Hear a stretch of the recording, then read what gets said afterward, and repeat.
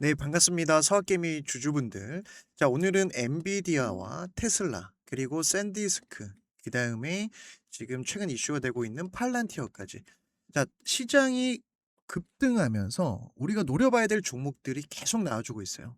자, 그러면 빅테크 기업들도 마찬가지고, 방산주도 마찬가지고, 그다음에 에너지 관련된 종목에서 우리가 인생기의 종목들을 잡아갈 수 있거든요. 대장격인 엔비디아부터 보시면, 자, 엔비디아가 어느새 신고가 돌파를 앞두고 있습니다. 최근 큰 흐름, 이 박스권에서 움직이고 있지만 전쟁 대비 하락률이 그렇게 크진 않습니다. 그런데 V자 반등 나올 때 선물 차트 기준으로 똑같이 움직이고 있어요. 자, 엔비디아 같은 경우는 계속해서 미친 듯한 실적이 나와주고 있죠. 자, 실적이 나와주니까 어떻습니까? 바닥에서 30배, 50배가 가고요. 그 다음에 또 하나 팁을 드리면, 독점이라고 하는 독과점이죠. 마이크로소프트가 예전에 그랬듯이 중간에 액면 분할까지 하면서 계속해서 세력들이 관리를 하고 있어요. 아직 안 끝났습니다.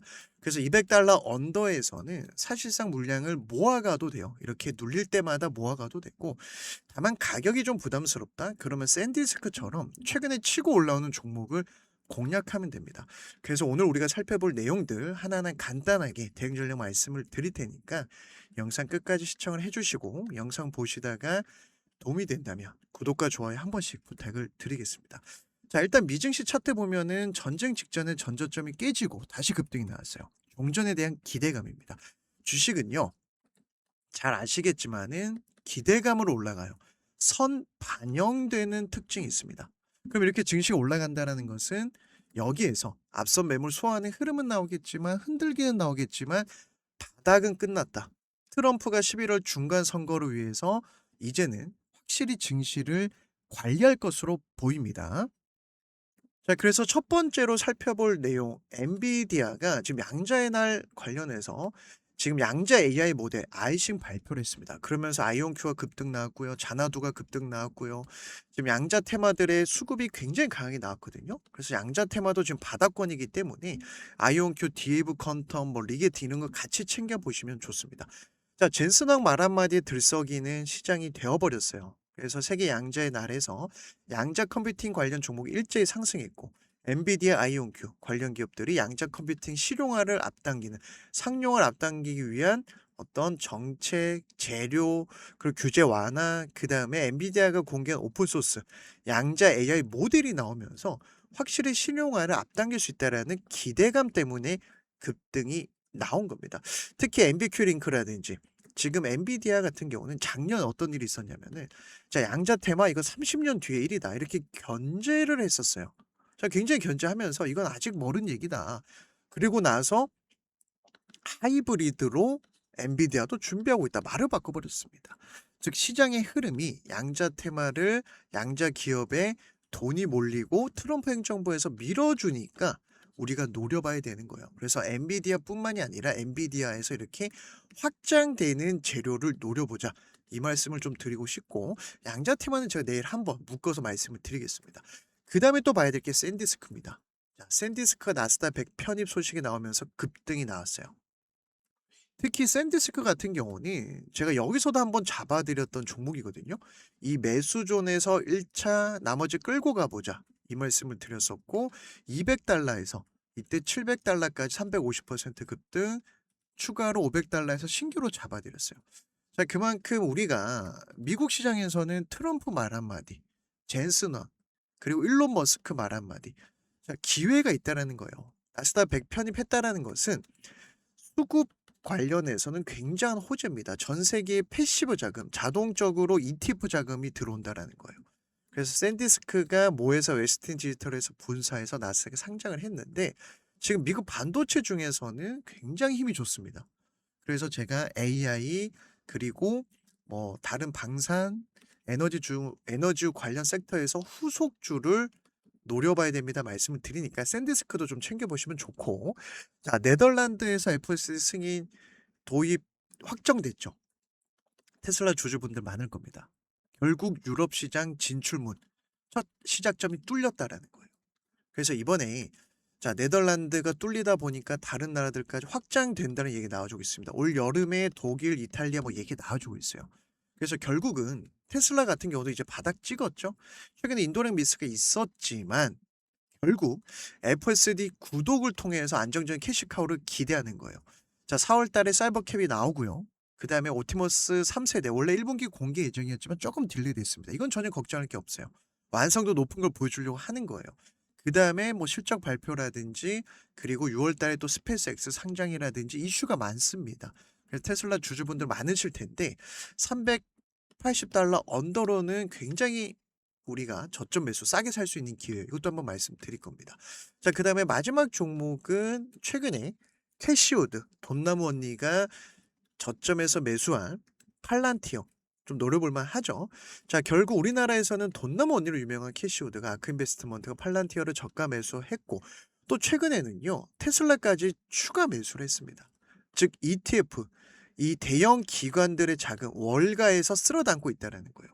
그래서 보시면 팔란티어 같은 경우는 정부에서도 지금 이 방산 쪽에 예산이 계속 잡히다 보니까 수혜주로도 볼 수 있어요. 국방 수혜주로도 볼 수 있고 트럼프 정책주로도 볼 수 있습니다. 자, 오늘 우리나라 이 서게이밍 투자자들이 가장 많이 가지고 있는 종목들, 가장 중요한 핵심 포인트만 살펴봤고, 자, 그 다음에 기술적 분석으로 우리가 테슬라를 보시면요. 최근에 주가가 힘이 없었어요. 힘이 없었고, 그리고 이 앞선 구간에서 보시면 저점이 높아지면서 신고가를 달성했지만, 전체적으로 미증시의 흐름 때문에 전쟁 때문에 밀렸단 말이에요.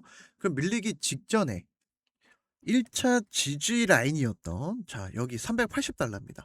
여기만 복귀를 해주면요. 확실히 세력들이 자 지금부터는 저점이라고 판단하고 돈을 써서 끌어올리고 있다라는 거예요. 자, 그래서 지금 월가에서도 이 등급을 좀 상향시키는 보고서가 나왔는데 자 지금 370달러 언저리 여기는요 다시 보기 힘들 겁니다. 왜냐하면 주봉을 보면 답이 나와 있어요. 자, 테슬라의 주봉입니다. 과거 작년 6월 7월 달에 이 녹색 60주선입니다.